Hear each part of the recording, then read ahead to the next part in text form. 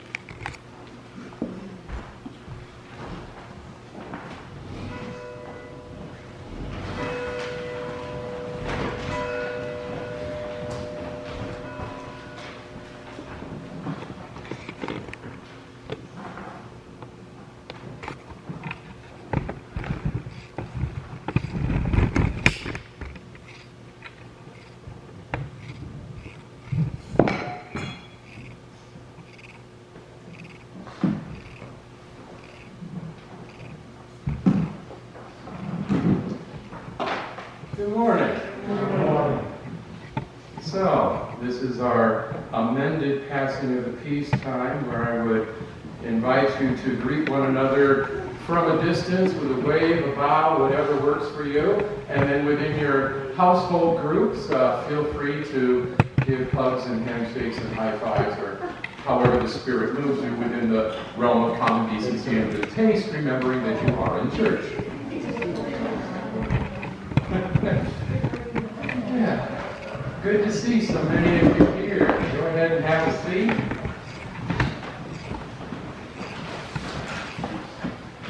So if there's a program that tells me how many people actually look at the email I send out with the order of service in case you want to make your own copies, I don't know how to access it. So the inspiration for today is the fact that, well, it's communion, and I was looking through my CDs, and my friend Jim Manley, who is retired UCC clergy songwriter living in Claremont, California, had some really good communion songs. And also this week I met in a Zoom with the Committee on Ministry for the Northeastern Association as I move towards transferring my standing to the association in which our congregation resides. And Ellis Arnold, who was here, brought greetings from the conference at our 150th. Ellis was part of that meeting, and boy, how did he brag on us. And he said, I've been around a lot of churches, and for some reason it's the little churches who know how to put on a meal.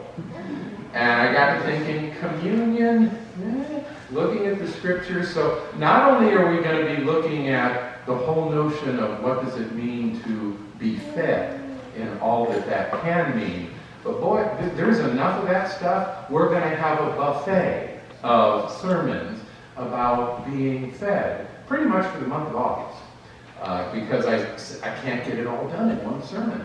I can't get it all done in two. Well, there's 5 Sundays in August. That's what we're going to do.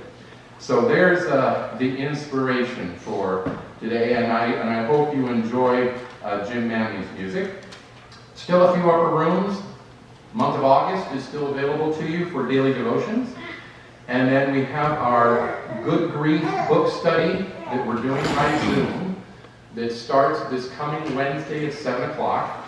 And the people that I specifically have had tell me, I want to do it, I'll be there. Larry and Nancy, Don and Marilyn, Shirley, Carolyn McElneal, Kathy Dolan, and then interestingly enough, since we're doing it online, a clergy colleague of mine from Cahokia, Missouri, Dixie, is going to Zoom in, and a woman from the church I served in Clarion back from 96 to 07, Anita, she's going to Zoom in. So if there's anybody else who wants to be a part of that book study, I've got 2, 3, 4, 5, 6 more copies with me today. Feel free to take one. Let me know for sure if you'd like to try and be a part of this, so I can send you the Zoom link for the Wednesday evening 7 o'clock book study. I'm guessing we might get stuff done as quickly as in 30 minutes. There's like 10 content chapters and then some forward materials. So I'm thinking, 5 or 6 weeks. When we're done, we're done. Probably no less than 30 minutes, and I guarantee no more than an hour, unless we all get really chatty. So, Angela, I'm adding you to the list. I can't remember to get the book after, so. It's all good. It's all good. All right, Angela. Okay. Let's see. What else I got on the list here? We have a certificate from the United Church of Christ thanking us for our $1,500 contribution in 2019 to our church's wider mission. And I got to tell you, I know churches bigger than we are that don't give that much. So well done, well done. And then also a thank you card here from the family of Harriet Mangold. Says, "Dear Golden Congregation, you all were so very special to our mother. We thank you for all your love and friendship over the years." And she didn't tell me how much, but Kathy Dolan tells me there was a quote-unquote generous thank you gift with the card.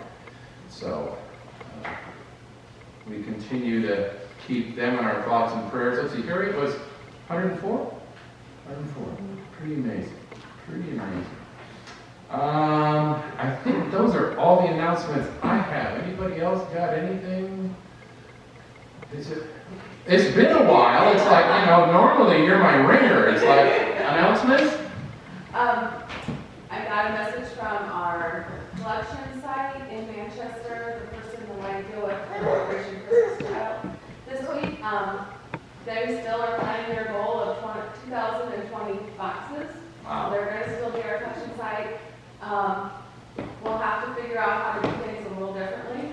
They have a huge packing party that's probably not going to happen. But as a reminder, she said this is the time of the year that school supplies are on sale. Children's clothing for summer will go on clearance here soon. We have about a little over 3 months before we pack. And through all this, the need is still there. We still need to spread God's word. Right.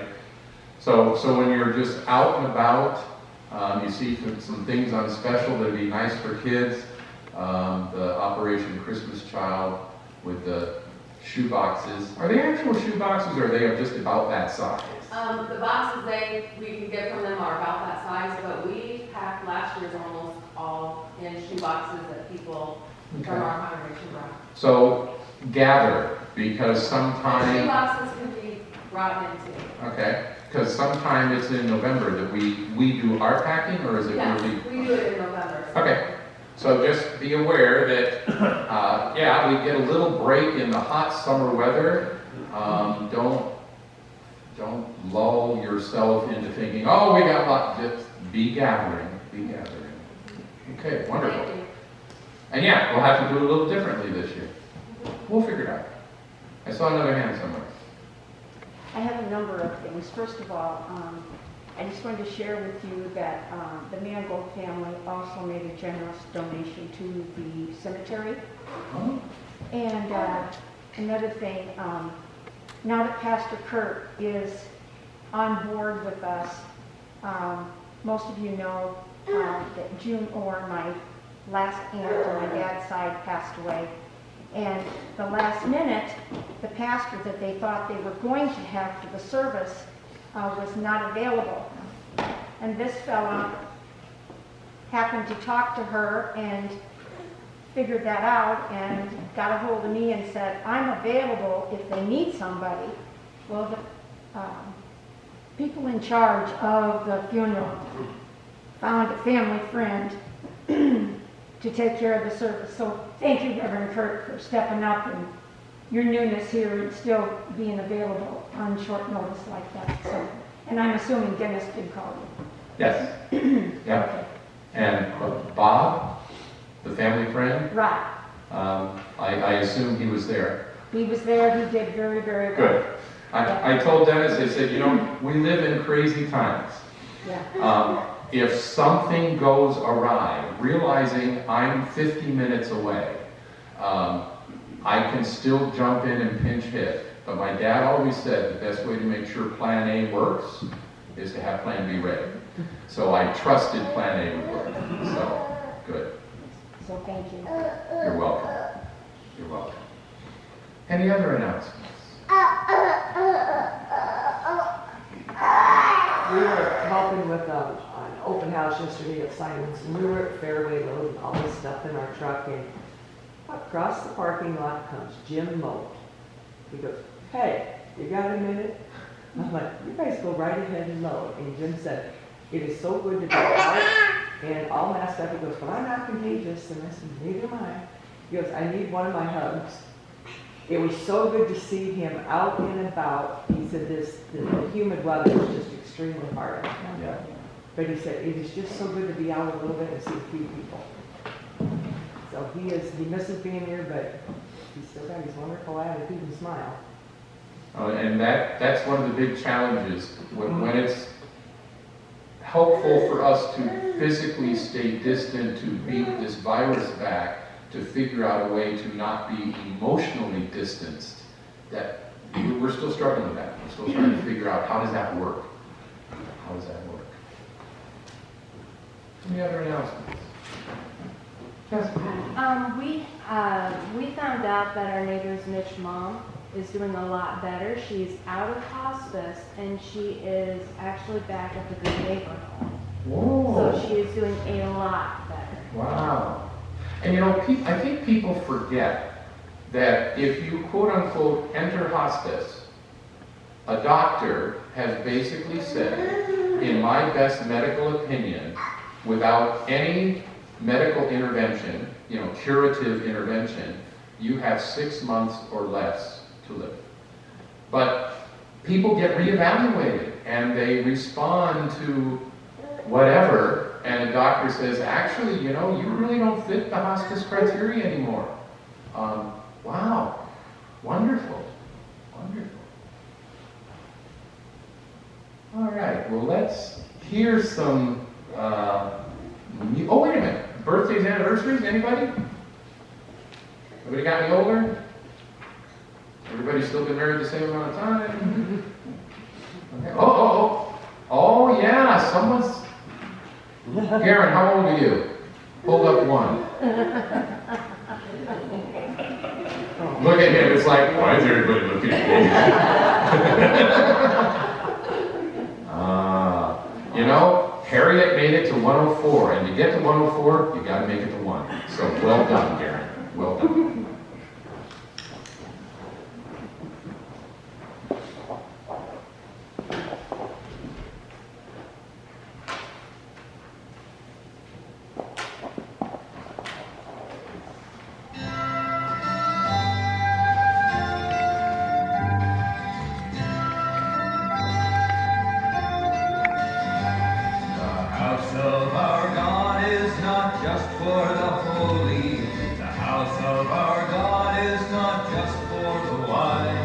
Come in and be one with the common and lowly.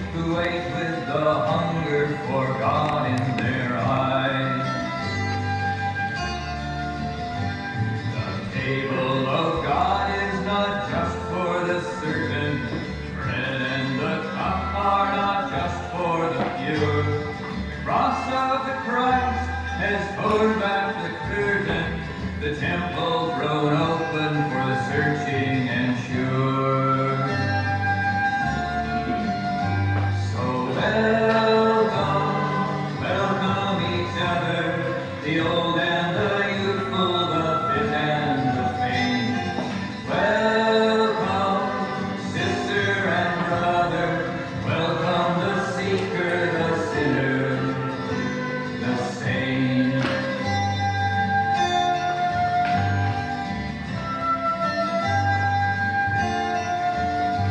The household of God is not just for the wealthy, the safe and the settled, the well-placed and known. The people of God know the struggle is healthy and conflict is better than calm all alone. So welcome, welcome each other, the old and the youthful, the fit and the faint. Welcome, sister and brother, welcome the seeker, the sinner, the saint.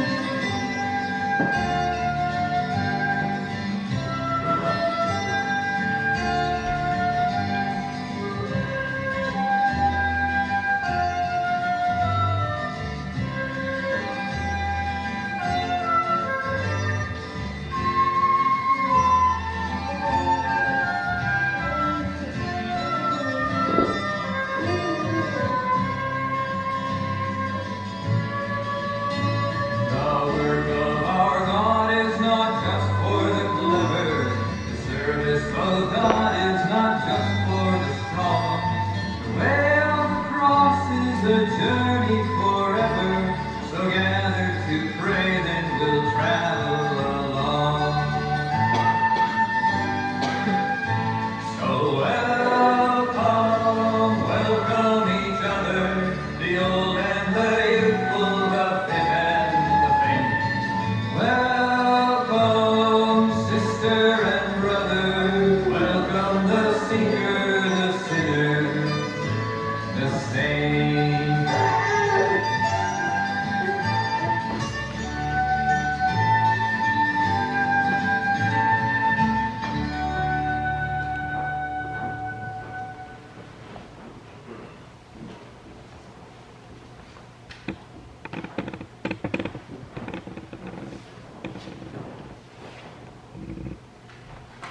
I love that lyric in there. Welcome the seeker, the sinner, the saint. We're all in one of those categories anyway, right? So as we come to our time of prayer, several prayer concerns, continuing to keep our state, our nation, our world, and our thoughts and prayers with the coronavirus that we're dealing with the racial tensions. I'm reminded as I see some amazing crops in the fields. The beans are looking great, so does the corn, that we've said goodbye to July. We're into August, and that H word, harvest, is going to start here before too long. So continue to keep our farmers in our thoughts and prayers as they get the big equipment ready for doing that.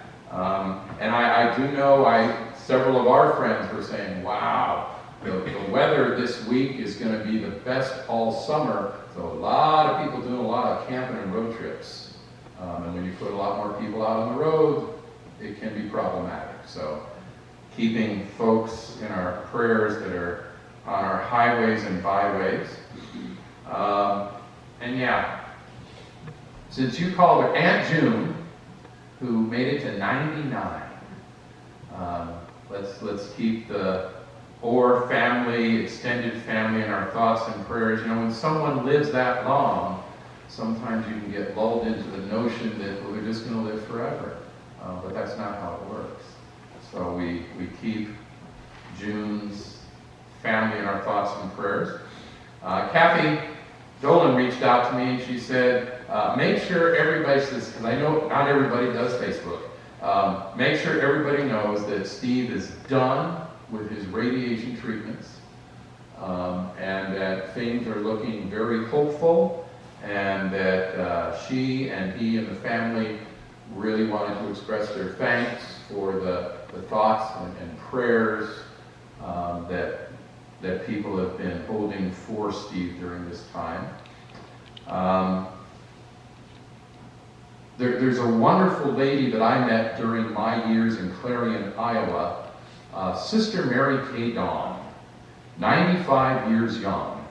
And about 10 days ago or so, she lives over at the Mount Mercy Convent in Cedar Rapids.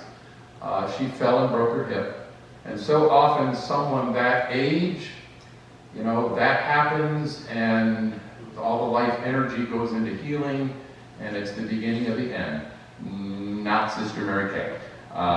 She's a feisty little Irish nun and withstood the surgery and is going through rehab.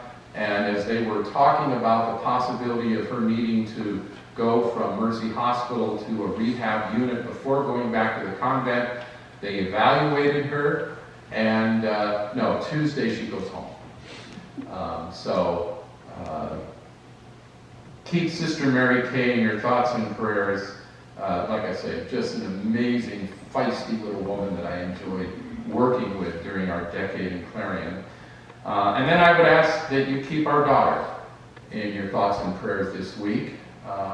This is moving week, where the situation at home, she and her beloved are going their separate ways, and Jen has arranged to purchase a mobile home 3 streets over from us in Grandview Mobile Home Park. So she'll be close to her support network.